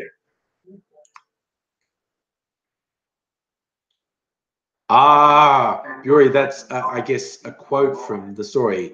Hate, let me tell you how much I've come to hate you since I began to live.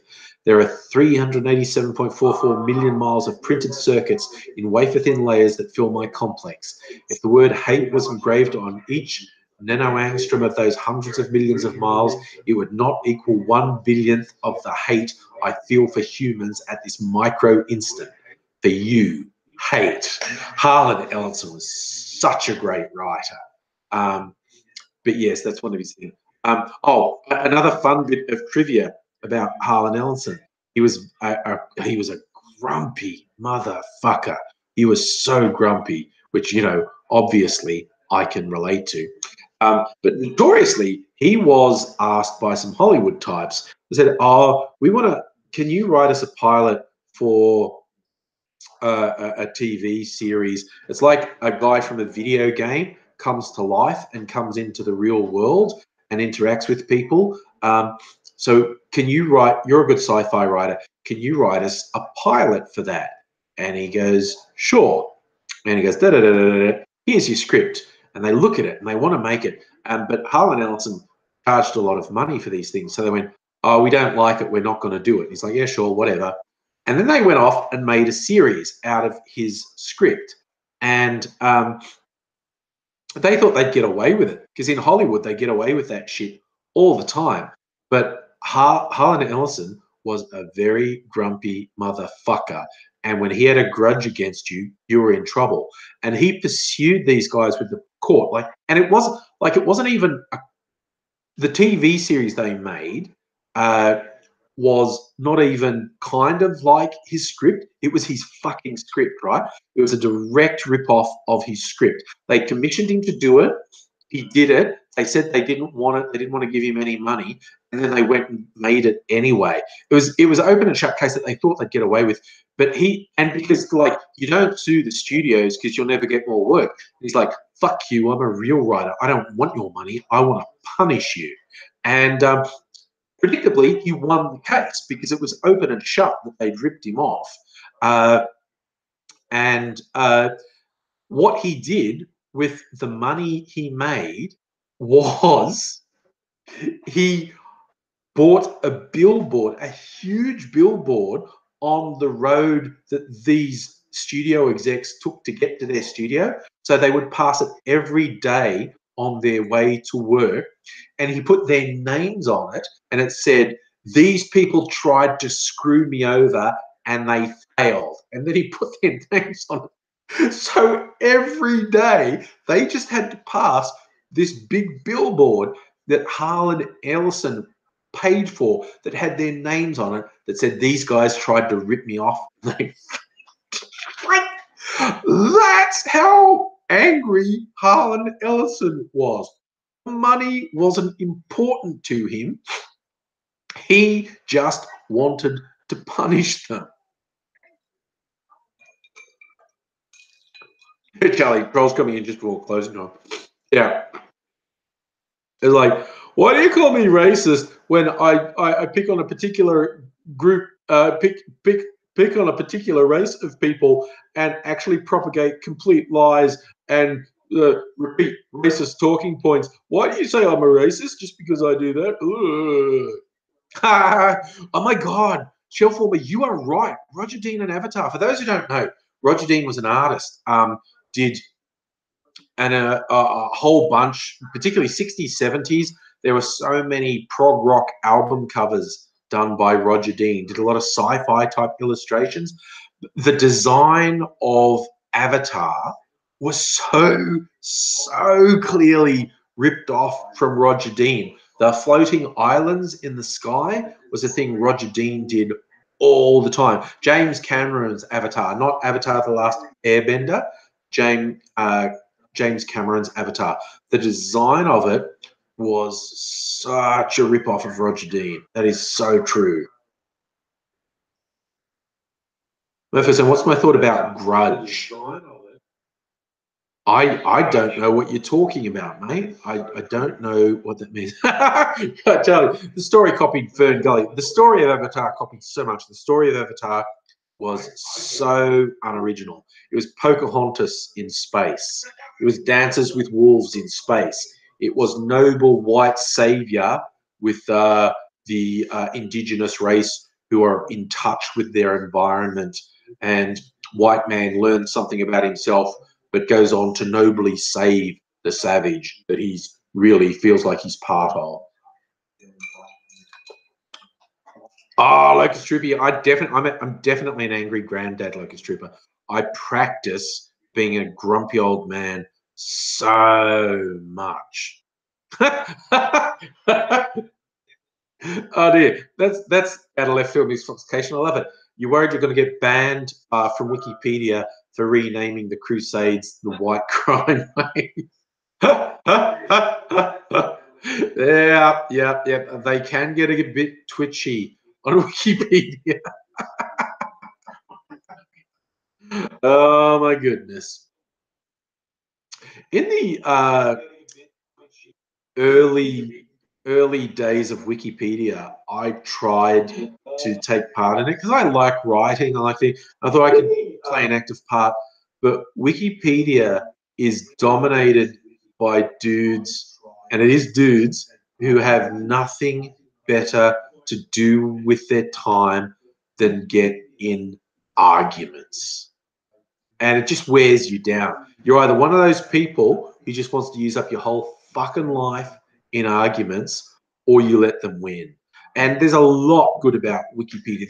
There's far more good about Wikipedia than bad, but Wikipedia has some glaring flaws.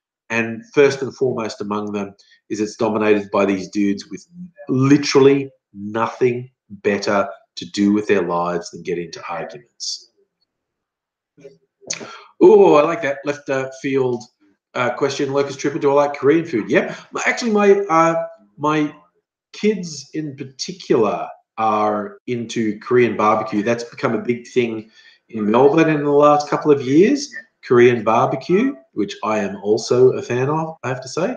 But yeah, that's where you have a little hot plate at your table and this exhaust fan on an extendable thing that they pull down from the roof, and which sucks up all the smoke as you're barbecuing the meat and veg they give you. Oh, you're right, Miss Foxication. The talk pages on Wikipedia can get very toxic, more so even than a YouTube comment section, which is saying something. But yes, like I said, I spent some time on Wikipedia, but it's just like you are literally constantly butting heads with really, really opinionated dudes who have nothing better to do. They'll spend 12 hours a day just picking fights and doing edits, and it's just like, oh, whatever, man, just fucking go for it. I mean, you know, when they have more words on Wikipedia on lightsabers than they do on Shakespeare, you sort of start to understand the limitations of Wikipedia. Like I said, broadly, there's more good about Wikipedia than bad, but the bad's actually pretty fucking bad. But traditional encyclopedias have huge failings, and they have terrible bias that's never corrected, or at least on Wikipedia there's a chance that bias gets corrected. But yeah. Was that Locust Trooper? New Korean food, Top Kia. Whoa, what is Top Kia? I'm intrigued. Tell me.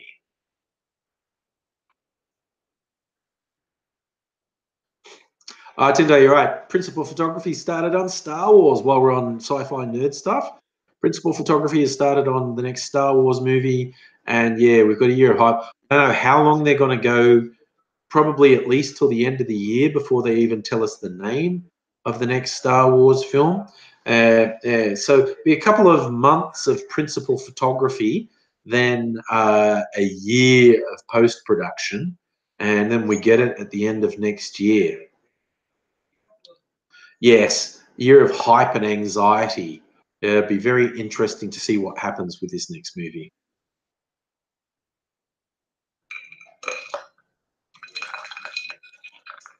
But yeah, who else thinks they made a mistake with the Solo movie, young Han Solo, just by putting it out too soon? Like, they should have waited till the end of the year. It was like, I got really surprised when they suddenly said it was going to come out in May, which feels like just after the last Star Wars, and then we got to wait 18 months for another Star Wars. I feel like even just psychologically, they should have just waited at least 6 months before releasing it. I feel like that was a blunder.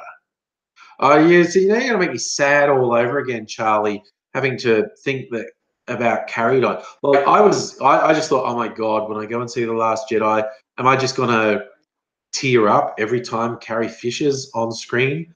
And I didn't quite, but maybe, but yeah, because everyone involved in the trilogy said it's really heartbreaking to us because in the trilogy, the first one was Han Solo's movie, the second one was Luke Skywalker's movie, and the third one was always going to be Leia's movie. And just that unexpected tragic death of Carrie was just like, Charlie, you're drinking gin in the morning when you heard the news. Man, it's the sort of thing that would make me drink gin after I heard the news. And yeah, then, you know, like her mum dying like a week later because she couldn't live without her. It's like, wow, it's just like fucking true. Because Carrie Fisher was like 10 different kinds of awesome.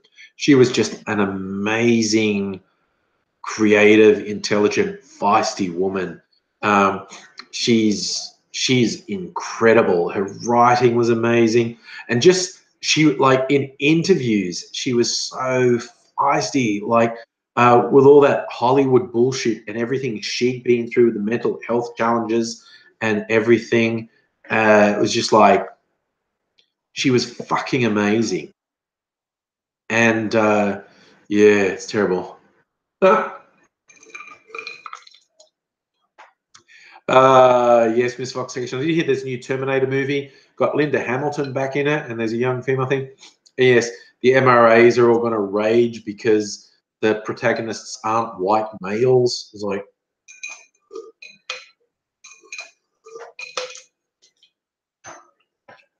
one hopes the Hollywood people will wake up to the fact they just need to ignore those idiots. Like, yeah, in the 90s, Terminator 2, we celebrated hard body Linda Hamilton. And now somehow it's just stupid. I hope the Hollywood studios have woken up to the fact they just need to completely ignore these fucking idiots on the internet. Surely they've worked that out by now. Mofo Side, how are they doing the next movie without Carrie? Well, they've gone on record as saying they definitely aren't recasting Carrie Fisher. They definitely aren't using CGI. They're saying they do have some unused footage, so she will have some presence in the next movie. I think a lot of people don't believe them. I think a lot of people think they are going to do some CG stuff, but I'd be surprised if they do, because they point blank said we're not recasting the role and we're not doing anything CG. We're going to use some unused footage so she has a presence in the film. Well, I'm actually really hanging out to see what they do. If I was to make any sort of guess or prediction, I think one thing they will do is, in the Star Wars world, there will be quite a gap in time between Last Jedi and the next one. I think I could easily be wrong, but I think at the least there will be years gap, because the way Last Jedi ended, with the Resistance being all but wiped out, and that tiny surviving group saying, "You know, we're the spark that will light the fire that will burn down the First Order," and they showed that bit with the kids being inspired by the story.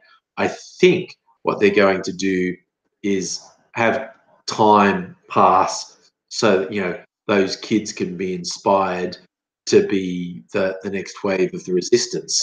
I could be wrong. Maybe they'll pick it up straight away. But if you were going to ask me for a prediction, for a guess, I reckon there will be a significant gap in time, whether it's years or even a decade. I would be surprised if there was no lapse in time, because I think they need time to rebuild up the Resistance, or to have some way to attack and bring down the First Order. But you know, that's just a blind guess from someone who doesn't know a goddamn thing. But we'll see. I just rewatched The Last Jedi, like, not last weekend, the weekend before. I got Blu-ray. Fuck, that's a good movie. Fuck those sad little piss baby whiny boys who work themselves up into a lather about it. Like 10 minutes into it, I was just like, fuck me, this is a good film. I mean, it's an escapist sci-fi film, has plot holes you can drive a truck through, and yeah, I can look at some bits and go, maybe that didn't really work or not. But there's no criticism you can level at The Last Jedi that you can't level at every other Star Wars film. Like, particularly the ridiculousness of saying, "Oh, there are plot holes. Oh, that bit didn't make sense." There is shit in all the Star Wars films that makes no sense whatsoever. Part of the whole thing is the suspension of disbelief.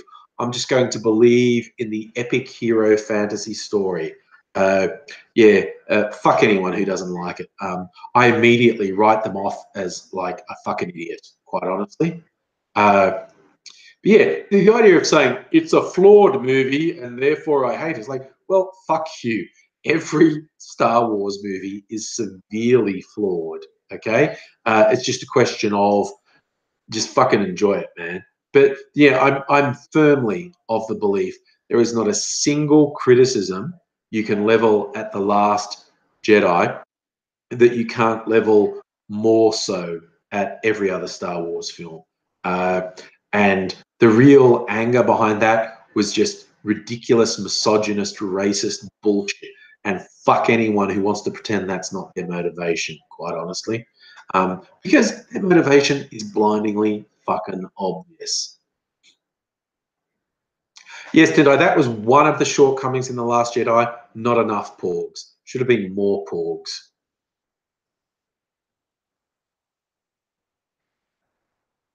That's a bit late. I'm about to go, but that is a big story. Malcolm Turnbull giving $500 million to some bullshit company supposedly helping the Barrier Reef. Yeah, you're right. I mean, there are obvious parallels between The Force Awakens and the original Star Wars, A New Hope. There are obvious parallels between The Last Jedi and Empire Strikes Back. So I'd be interested to see how many parallels are there between the next Star Wars movie and Return of the Jedi. We'll see. We will see. Anyway, look, it's 10 o'clock. I'm gonna bed. Got to go to work tomorrow. It's a school night. And as per usual, as I head off into the sunset, I would say thank you to all you fine people for sharing some time with me. As usual, had a lot of fun. We've had our usual wide-ranging conversation, and yeah, it's been fun. As always, look after yourselves. I hope to see you all again soon. We'll just see how we go. We've got to try and do a TFU video either tomorrow night or early on Saturday. Yes, if you don't follow me on the socials, you should. Angry Aussie on like Facebook and Twitter. Send me ideas for making videos, stories of the like Mofo signed that thing you said about Malcolm Turnbull and the Barrier Reef. I think will definitely be one of the things I talk about. But in the meantime, you all look after yourselves. I hope you have a good time. Hope to see you again soon. And I will say bye for now. Click the stop